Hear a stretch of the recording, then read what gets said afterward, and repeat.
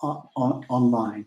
Okay, so we started the stream now, but the webinar itself will start in a few moments. So.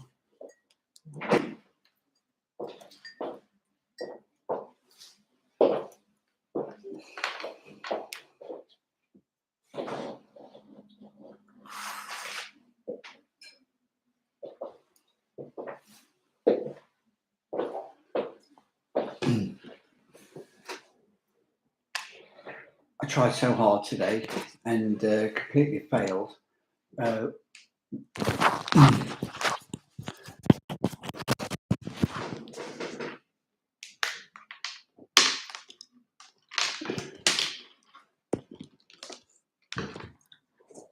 tried so hard today and failed with the setup. So I'm sorry about the shadows in the background, but we can still cover the facts of what our situation is, where we're looking at annual tax returns being due now for expats living and working abroad. So hopefully you can all hear me and we can get started. So in a minute, we'll start the live webinar in detail. We're just going to discuss a whole range of issues about relocating abroad. We're also on Twitter Spaces today, so if you have a look at that, we're going to do a bit of a piece on the migrant crisis and actually try and put that into context, because there's a lot of hype going on about that, which is also misdirected. So it's important to put it into a category and to see what the situation is there. Okay. So let's get started with the webinar. Hi, this is Parag Sam and welcome to this live webinar where we're looking at the annual tax return seasons that are now due.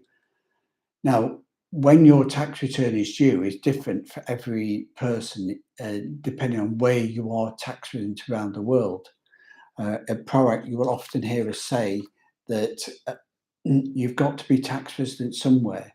So when we're talking to our clients who want to use technology to have that freedom of movement around the world and be legal, you could be a nomad and live in different places around the world, but you've got to be tax resident somewhere. And by default, you can get this download from our website. On your decision-making tree, your tax residence is determined ultimately by your citizenship. So if you've got no hard and fast place, you're just living on the interweb, then you will be determined by your nationality. So getting a good tax residence is important. So where are you tax resident, and what do you need to do about that? So what we're looking at is the annual tax return season. Now, every country has a variation on tax returns. So some use the calendar year, some use the old spring new year, and some have got completely different dates altogether. But even when you've got the end of the tax year, when is the tax return due, and what is it for? So we're going to look, first of all, what we mean, what is taxable, and then we're going to have a look at what we mean by the due dates, and then finally we're going to do a deep dive into one of the tax jurisdictions that works quite well for expats and nomads living and working abroad. So when it comes to an annual tax return, you've got a number of different incomes that can be taxed. There's movable and immovable. So if you've got an immovable asset, that means it can't be moved. So if you've got a business in Thailand, or a business in the UK, or a business in Portugal, or business in the USA, that is where that business entity or your individual taxation liability lies. Now, if you are operating through a personal service company, you individually can have a different tax residence to your company. So you can have a company that's living Seychelles, and you could be tax resident in the Bahamas. So there's lots of different ways around to adjust it depending upon the circumstance. There is an issue that you've got to have a tax resident in the country where you are, and there's criteria, international standard criteria around that you need to consider and look at.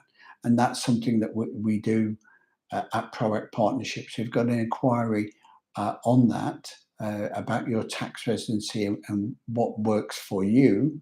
You can contact us at proactpartnership.com or follow our webinar series by subscribing to this YouTube channel. So immovable taxes could be capital gains or they could be income, but movable are the types of income and gains that move with you. So if you've got an employment and you're doing a job in a country, you are going to be taxed in that country to do that job. But as a consultant living and working abroad, you could be doing the job in one place while being tax resident elsewhere. There are conditions to that around your residency and around your permits, and especially in the EU where you've got the Schengen zone and short stay restrictions are applied to 90 days in 180. But essentially, movable incomes follow you around. So movable incomes could be interest, dividends, pensions, and it could be contract earnings that you're earning as an individual. Property rentals are often fixed income now, immovable income in the country in which they are. So there's a lot of variation, and you could have two similar incomes, but one is movable and one is immovable. So, ever was the way, and good for you for having partnership as your expatriate tax advisors. So an annual tax return involves a look at incomes, and it's a look at gains, it's a look at capital gains, but also the long-term capital gains, which is inheritance tax liability for your family and for your business. We're looking at earned income, which is usually fixed, but that depends if you're operating as a contractor through your own company. We want to avoid IR35 if we're in the UK. You can do that by having a tax residence elsewhere.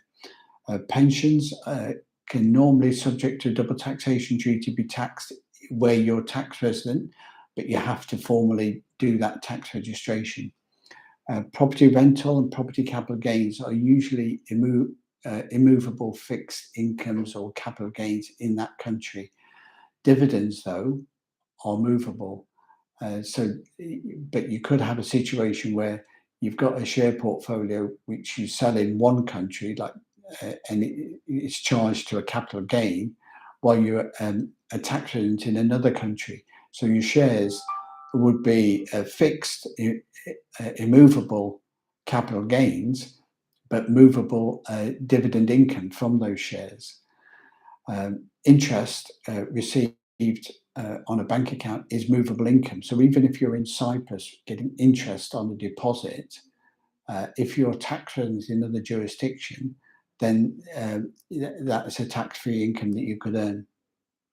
Corporation taxes are paid where the company is tax resident. So any company that has got a profit has got a reportable tax residence.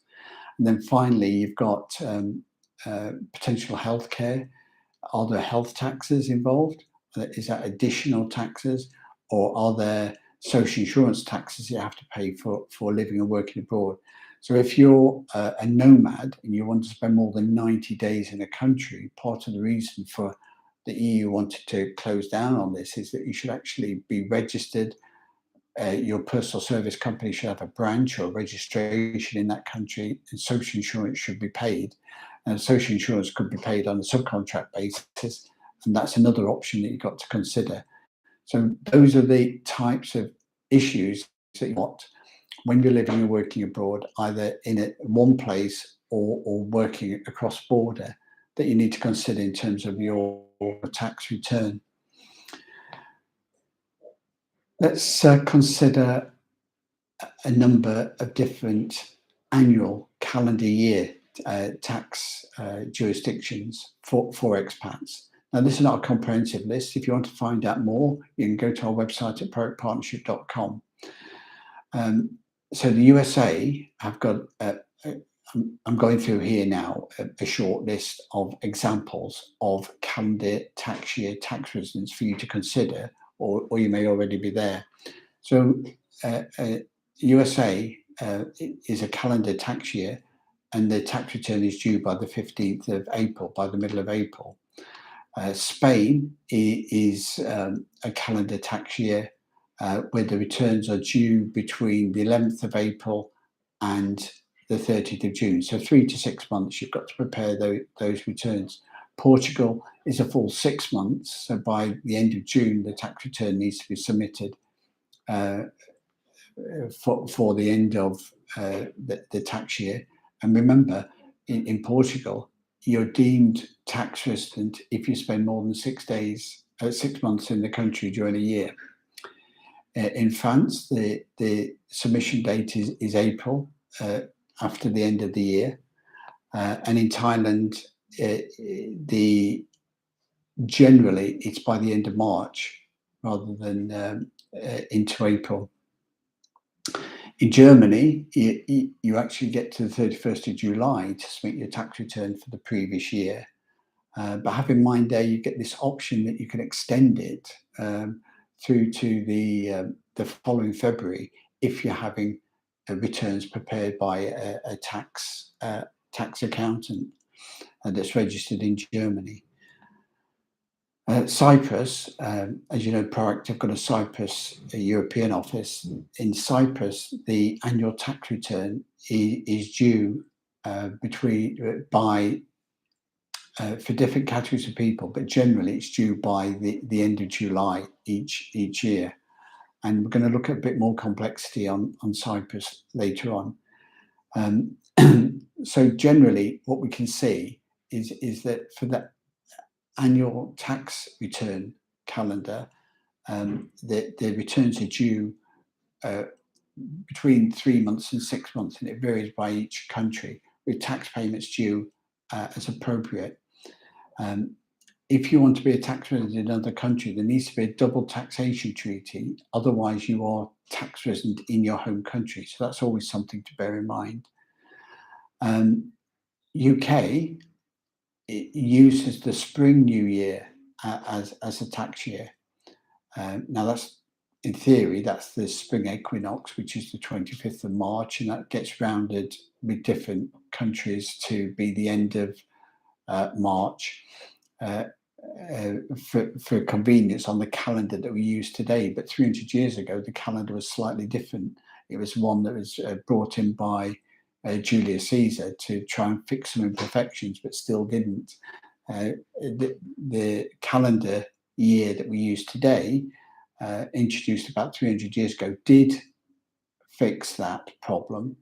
But when the British introduced it, it changed the tax year. There was potential loss of 11 days of double taxation, and the compensation, the quick fix to that, was to make the new tax year the 5th of April instead of the 25th of March, which was the old New Year's date. And it's never been changed since. So UK is a spring tax year, like Hong Kong and other jurisdictions. So depending upon where you are and where your tax resident, you've got a tax return to do for the year. Whenever you've got a conflict between your home country and your tax residence, or where the income is coming from, then you always compare the same tax year finishing within that period of time. So for a UK expat who has a UK spring tax year to consider, the relevant information that's matched up into that April 23 tax return would be the tax declaration to December 22. Similarly, if you're doing an annual calendar tax year return for 22, and you've got a second country involved like the UK April 22 would be the relevant income to declare on the December 22 tax return. So it's always used the last appropriate tax return for the information that you submit. If you want help and guidance doing your tax returns, living and working abroad, contact us at proactpartnership.com. Next week, the middle of March, is the UK budget. Now, how many budgets have the UK had in the last year? Who knows? A lot. So we'll look at that more in depth more later. We may run that in the live webinar next week. We may just run it as a budget commentary on the hoof, I think. But then we'll do it another detailed spring annual tax return issues for UK and other spring New Year tax jurisdictions, once we know what the UK have finally decided they're going to do, at least for the next year, or come the revolution, we will see. Okay. And then finally, in this part of the webinar, I just want to confirm that the tax returns are due, and if you don't pay them, there is an exchange of information, and that is potentially always going to go back to your home country as well as somewhere else. So just bear that in mind. It's better to get the tax return in, and normally a country will allow you to amend that or revise it later on. So with Cyprus, for example, your return is due by the 31st of July. So submit the return. Even if it's not 100%, you can still amend it before the end of the year. And usually countries allow you to do that. So get the return in early and then get the revisions in by the due date. So thanks a lot for listening so far. The rest of the webinar, we're going to look specifically at Cyprus tax returns. So looking at the annual tax returns due for Cyprus now, going through to the rest of the year, what I want to do is go into a more of a deep dive. We could do this for other jurisdictions as well. And if you look in our and follow our YouTube channel, Living and Working Abroad, you'll find specific country information as well as at our website. Cyprus has gone through many iterations over the last year, and they've got a great track record of making various amendments and delays and adjustments, not just through the COVID period, but before that. But essentially, here's a summary for the 2022 full calendar year tax return due for Cyprus that's due now in 2023.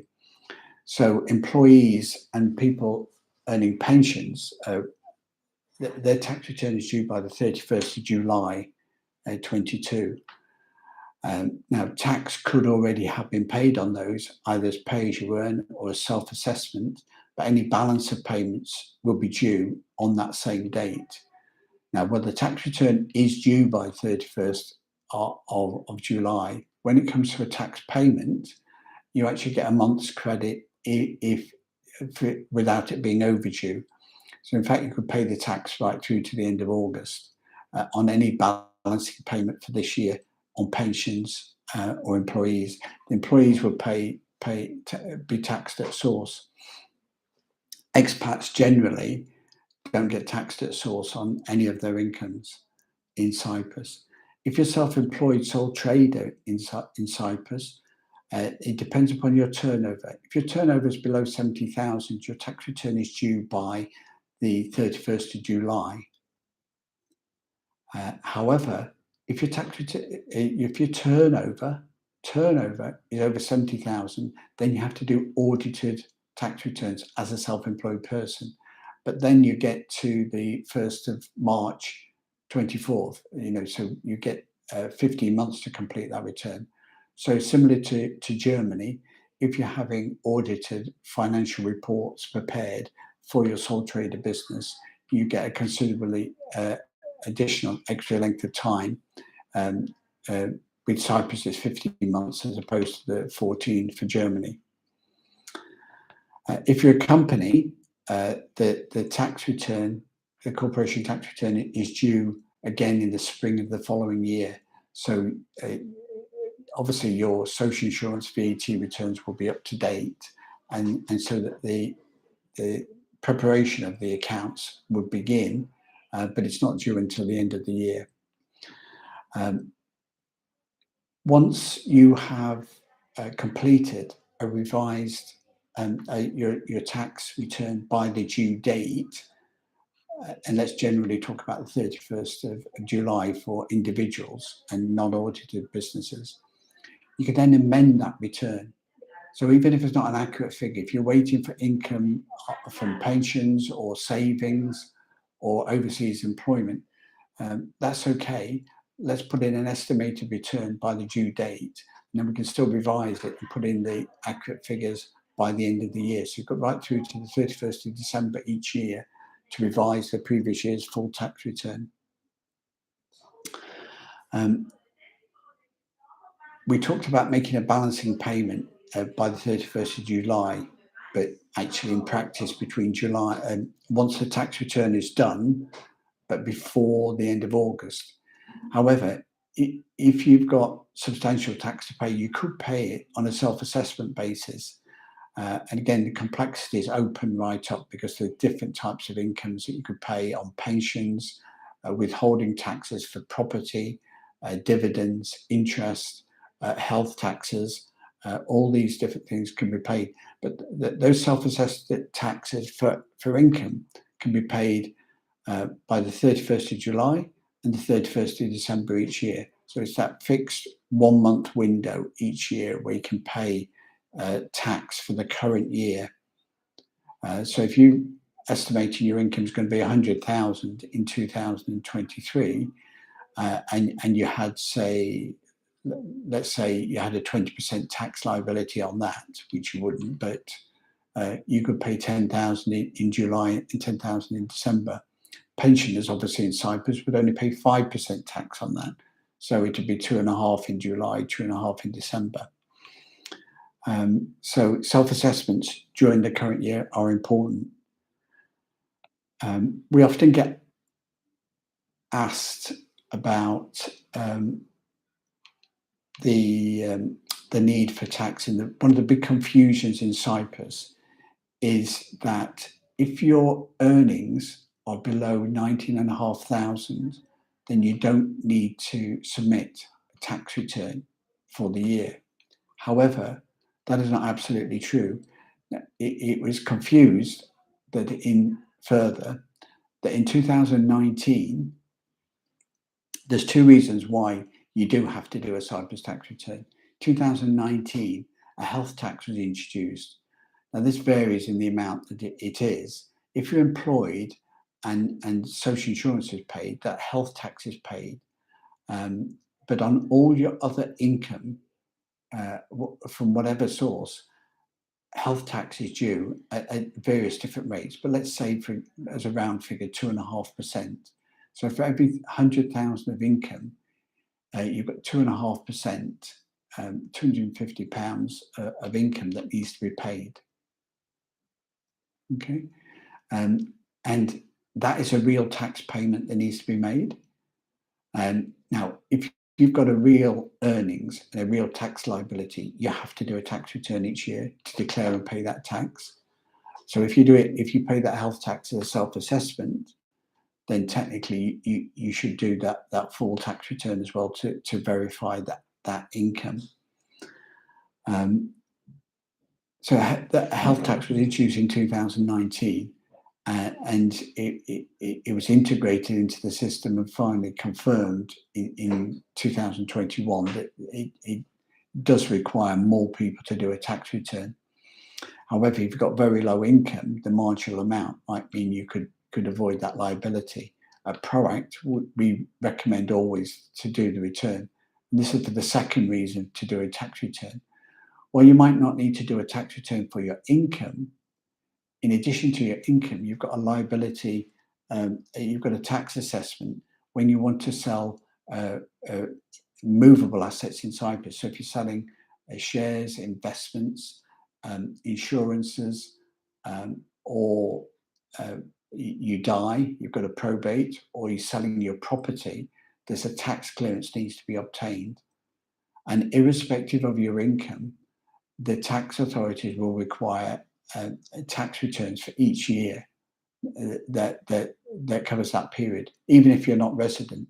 So although you don't need to necessarily complete that return on a year-by-year basis from an income perspective, so if you've got a partner that's earning a low income, oh, well, I'm not going to do a tax return because she doesn't need to. Low incomes, because they don't need to because of low incomes, that will reverse if the property is sold. If you've got a jointly owned property that's sold 5 years down the line, the tax authority will want a tax return for both parties to confirm all the income.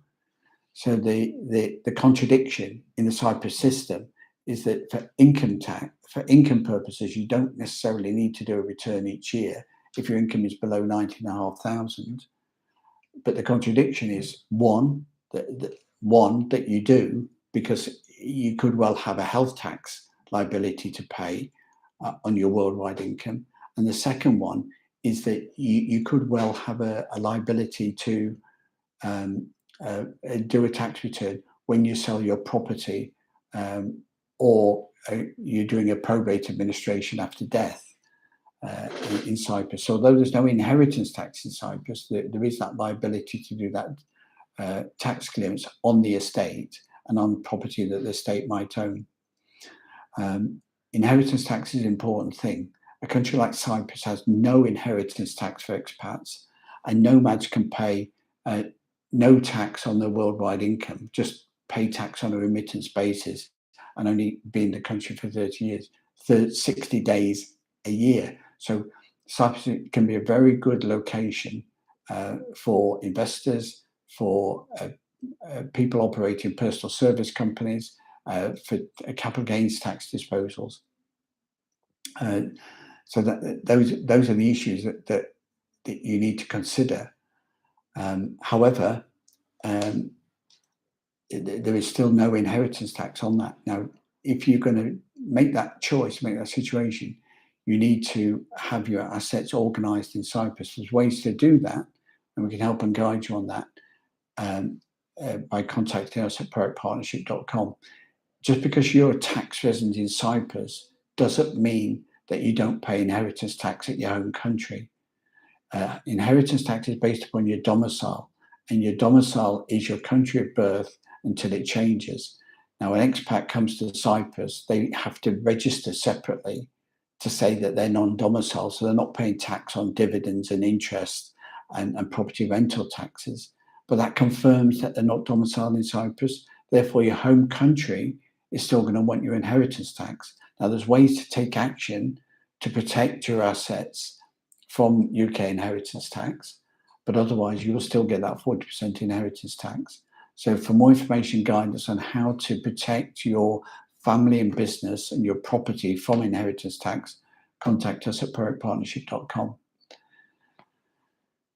Some people say I go on.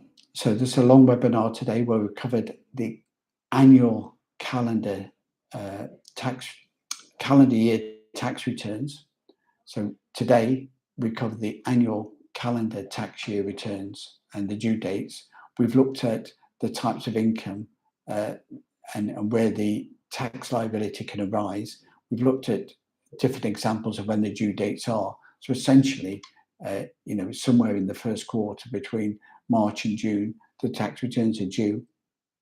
And then we've looked specifically at Cyprus and highlighted how with property, business, and death and inheritances, there's different issues that can be involved which need to go beyond tax residents to look at what is the best tax situation to protect you, family and business living and working abroad.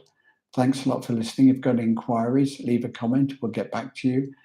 Subscribe to the channel before you go, and follow our series on residence and tax residence and inheritance tax. And or go to our website and leave us an inquiry at proactpartnership.com. You can contact us there. Thanks for listening, and we'll see you again next time.